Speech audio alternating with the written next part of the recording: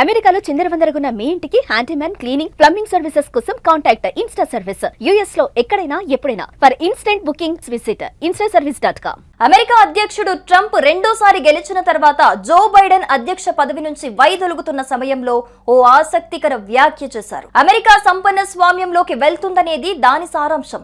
ఏ దేశంలోనైనా సంపన్నుల మాటే చెల్లుబాటు అవుతుందనేది సాధారణమైన విషయమే.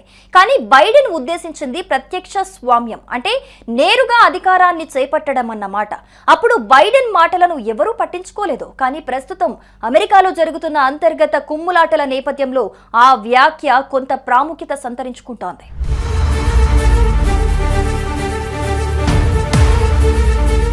అమెరికా రియల్ ఎస్టేట్ కుబేరుడు ట్రంప్ రిపబ్లికన్ అభ్యర్థిగా పోటీకి దిగితే ప్రపంచ కుబేరుడైన టెక్ దిగ్గజం ఎలాన్ మస్క్ పూర్తి అండదండలు అందించారు. ఎన్నికల ర్యాలీలో పాల్గొన్నారు.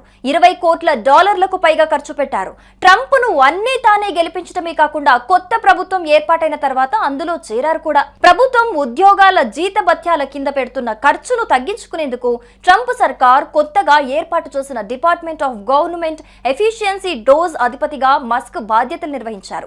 వేలాది ఫెడరల్ ఉద్యోగాలకు కోత పెట్టారు. అంతవరకు బాగానే ఉంది. కానీ కథ అక్కడితో ముగిసిపోలేదు. ఓ బిల్లు విషయంలో ట్రంప్, ఎలాన్ మస్క్ మధ్య పచ్చగడ్డి వేసిన మండేలా ఉంది పరిస్థితి.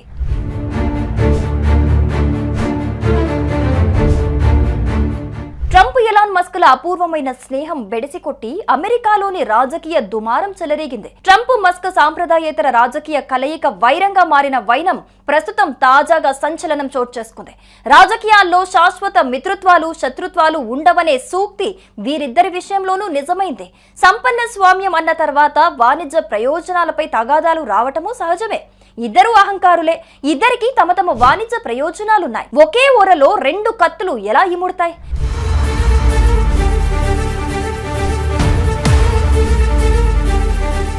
ఎలక్ట్రిక్ వాహనాల సబ్సిడీలకు కోత పెడుతూ ట్రంప్ ప్రవేశపెట్టిన బడ్జెట్ ను మస్క్ ప్రతిఘటించడంతో వీరి మధ్య వైరం మొదలైంది. ట్రంప్ అనాలోచితంగా మస్క్ వ్యాపారాన్ని దెబ్బతీసే ఎత్తుగడలకు పాల్పడ్డారని అనుకోవటానికి వీల్లేదు. టెక్ సామ్రాజ్యాధినేత అయిన మస్క్ రాజకీయాలను శాసించే స్థాయికి రావటం చిన్న విషయమేమీ కాదు.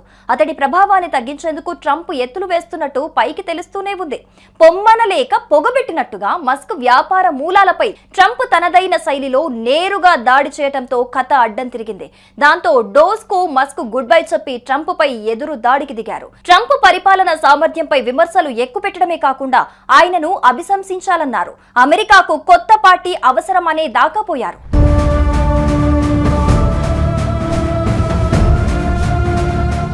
లైంగిక నేరాలకు సంబంధించిన ఎప్స్టీన్ ఫైల్స్ తో ట్రంప్ పేరుందని ఎలాన్ బాంబు పేల్చారు. అటు ట్రంప్ ఏమాత్రం తగ్గకుండా మస్క్ కంపెనీల ప్రభుత్వ కాంట్రాక్ట్లను రద్దు చేస్తానని, డెమోక్రాట్లకు చందాలిస్తే ఊరుకోనని తాకీదులు జారీ చేశారు. వీరిద్దరి మాటల యుద్ధం చివరికి ఏ రూపు తీసుకుంటుందో తెలియదు. కానీ ప్రపంచానికి మాత్రం బోలెడు వినోదం. మధ్యలో అగ్రరాజ్యం పరువు వాషింగ్టన్ నగరం మధ్యలో నుంచి ప్రవహించే పోటోమాక్ నదిలో కలిసిపోతోంది. ఎలాన్ ట్రంప్ గొడవ విషయంలో అటు అమెరికాను ప్రస్తుతం ట్రంప్ రూల్ను వ్యతిరేకించేవారు మీమ్స్ చేస్తూ సోషల్ మీడియాలో పోస్ట్ చేస్తున్నారు. ఇప్పటికే ట్రంప్ ను టాకో ట్రంప్ అంటూ ట్రోల్ చేస్తున్నారు. దీంతో ఎలాన్ కు ఆస్తి నష్టం వాటిల్లినప్పటికీ ట్రంప్ మాత్రం పరువంతా పోగొట్టుకుని రాజకీయాల నుంచి ఎగ్జిట్ అవ్వాలనే వాదనలు వినిపిస్తున్నాయి.